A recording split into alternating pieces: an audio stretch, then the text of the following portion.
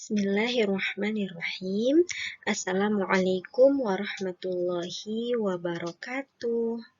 Sobahal khair anak-anak ustazah semuanya. Bagaimana kabarnya pagi hari ini? Semoga semuanya selalu dalam keadaan sehat, selalu dalam lindungan Allah, dan tentu saja selalu semangat meskipun belajar dari rumah saja. Baiklah anak-anak kelas 2 yang Allah Subhanahu wa Ta'ala sayangi, pada pagi hari ini Ustazah mau perkenalan dulu. Nama Ustazah adalah Ustazah Umi Hani. Kalian bisa memanggil Ustazah Umi. Tugas Ustazah adalah guru sejarah kebudayaan Islam kelas 2. Jadi selama kelas 2 ini sampai 1 tahun ke depan insya Allah kita akan sama-sama belajar sejarah kebudayaan Islam. Nah, sekian perkenalan dari Ustazah. Semoga kalian semua bisa kenal Ustazah ya. Baiklah anak-anak, pagi hari ini kita akan belajar materi pertama kita untuk kelas 2. Materi kita pada pagi hari ini berjudul Kisah Teladan Kakek Nabi Muhammad Shallallahu Alaihi Wasallam. Ada yang tahu siapa nama kakek Nabi Muhammad Shallallahu Alaihi Wasallam? Baiklah, sebelum kita masuk ke pelajaran kita pada pagi hari ini, yuk sama-sama kita baca basmalah. Bismillahirrahmanirrahim.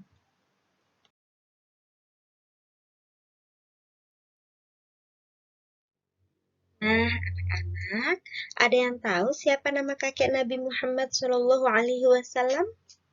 Iya, benar. Nama kakek beliau adalah Abdul Muthalib. Nah, sebenarnya nama kakek beliau adalah Syaibah bin Hashim, putra dari Hashim. Pada suatu hari, Hashim meninggal dunia. Akhirnya, Syaibah tinggal dengan pamannya yang bernama Muthalib. Karena tinggal dengan pamannya, jika Muthalib pergi kerja, Syaibah pun ikut. Suatu hari, di tengah perjalanan, orang-orang melihat Syaibah berjalan dengan Muthalib. Orang-orang mengira, oh itu pembantunya Muthalib. Akhirnya orang-orang menjulukinya dengan nama Abdul Muthalib.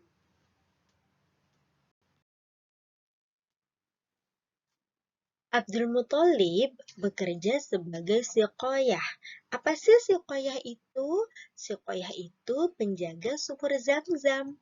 Jadi beliau itu kalau ada orang-orang yang sedang melakukan ziarah Ka'bah atau mengunjungi Ka'bah, Abdul Muthalib ini menyediakan air Zam-Zam untuk para pengunjung Ka'bah tersebut. Pekerjaan itu disebut dengan siqayah atau penjaga sumur Zam-Zam. Kakek Nabi Muhammad Shallallahu Alaihi Wasallam atau yang kita kenal dengan sebutan Abdul Muthalib adalah seorang yang sudah menghadapi Abraha. Siapa sih Abraha itu?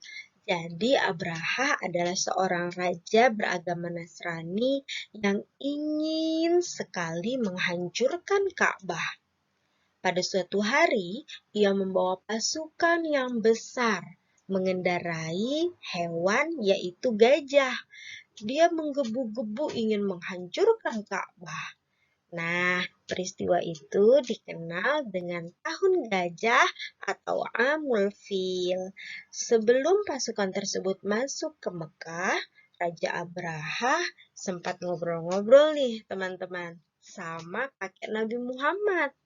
Dia bilang, jangan menghalangi saya untuk menghancurkan Ka'bah.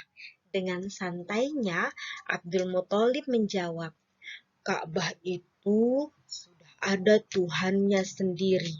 Tuhannya itulah yang akan melindungi Ka'bah dari kehancuran. Nah, hingga akhirnya Allah mengirimkan burung ababil untuk menghalangi pasukan Abraha. Akhirnya Ka'bah tidak berhasil dihancurkan oleh Raja Abraha. Anak-anak sekalian, dari seorang Abdul Muthalib ada banyak nilai positif yang bisa kita teladani. Yang pertama, beliau adalah seorang yang memiliki tekad yang kuat. Jadi dikisahkan pada suatu hari beliau bermaksud menggali sebuah sumur. Sumur apa itu? Sumur Zam-Zam. Jadi sumur Zam-Zam itu hampir tertutup, hampir buntu gitu anak-anak. Nah, beliau bermaksud untuk menggali kembali agar air Zam-Zamnya kembali mengucur.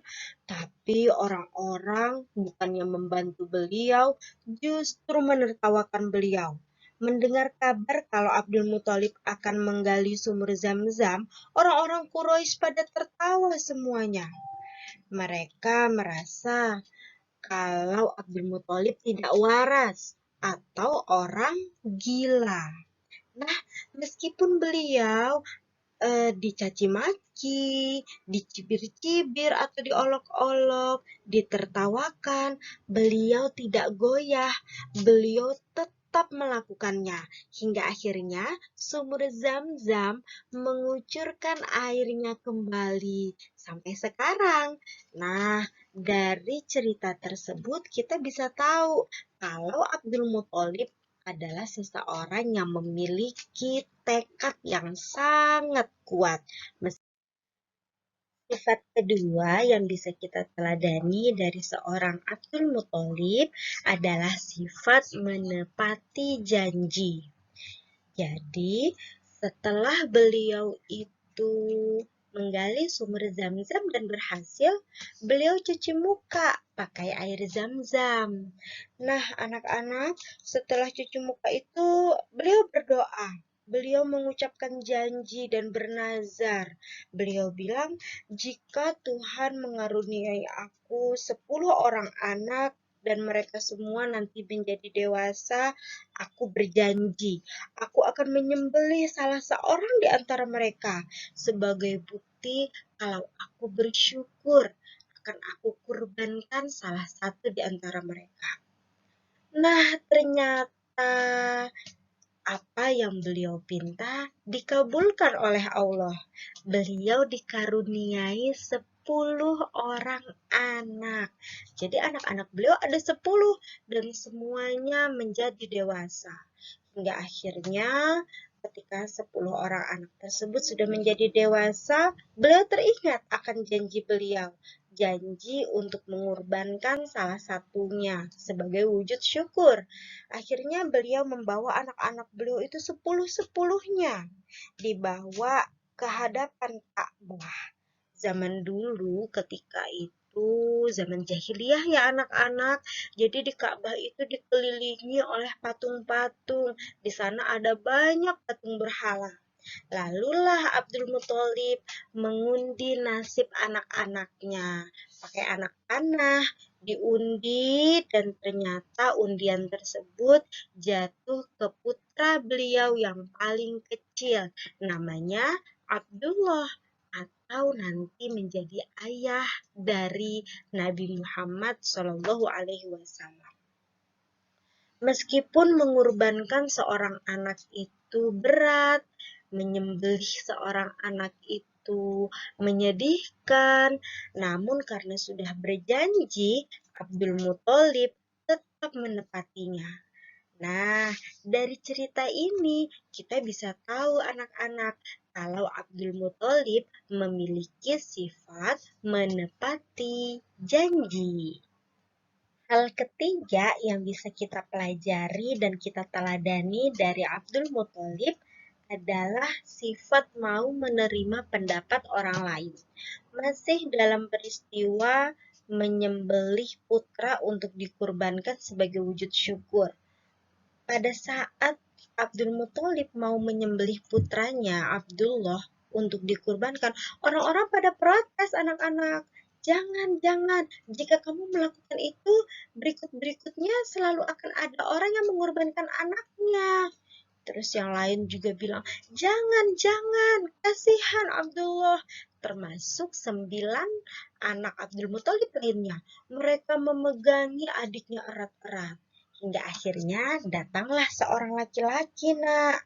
Mereka laki-laki itu datang terus bilang kepada Abdul Muthalib, Abdul Muthalib, bagaimana sebelum kamu menyembelih Abdullah, kamu pergi dulu ke peramal yang ada di Madinah. Pergi ke sana dan tanya apa yang harus kamu lakukan sebagai wujud untuk menepati janjimu kepada Tuhan. Nah, akhirnya Abdul Muthalib terfikir, iya juga ya. Oke deh, aku ke Yastrib dulu, ke Madinah dulu. Aku tanya dulu sama peramal di sana. Akhirnya peramal tersebut bilang, bawa anak laki-lakimu ini ke hadapan Ka'bah dan patung Hubal, nama berhala yang paling besar. Lalu bawa juga 10 ekor unta. Lalu kamu undi. Jika undiannya jatuh masih kepada anakmu, tambah lagi untanya sampai undiannya jatuh pada unta. Akhirnya Abdul Muthalib bawa Abdullah dan bawa 10 ekor unta. Dibawa ke hadapan Ka'bah dan patung Hubal, lalu diundi. Nah, ketika 10 ekor unta pertama, undian masih tetap ke Abdullah. Tambah 10 lagi, tetap ke Abdullah. Tambah 10 lagi, tetap ke Abdullah. Hingga akhirnya unta-unta tersebut jumlahnya jadi 100. Ketika unta tersebut jumlahnya 100, undiannya jatuh kepada unta. Akhirnya Abdullah tidak jadi disembelih, melainkan 100 ekor unta tersebut yang disembelih. Nah, Abdul Muthalib terpikir, untung saja aku tadi mendengarkan pendapat untuk pergi ke peramal dulu. Jika tidak, mungkin aku sudah menyembelih putraku sendiri Abdullah. Dari cerita ini anak-anak kita bisa tahu kalau seorang Abdul Muthalib memiliki sifat mau menerima pendapat orang lain. Akhirnya berakhir sudah pelajaran kita pada pagi hari ini. Namun sebelum kita tutup pelajaran kita, coba nilai positif apa saja sih yang bisa kita teladani dari kakek Nabi Muhammad, yaitu Abdul Muthalib? Ayo kita sebut sama-sama. Yang pertama, ia memiliki tekad yang kuat. Yang kedua, menepati janji. Dan yang terakhir apa-apa? Coba sebutkan. Mau mendengar usulan orang lain. Oke, jadi ada 3 hal yang bisa kita teladani dari seorang kakek Nabi Muhammad, yaitu Abdul Muthalib, yaitu memiliki tekad yang kuat, menepati janji, dan mau mendengar usulan orang lain.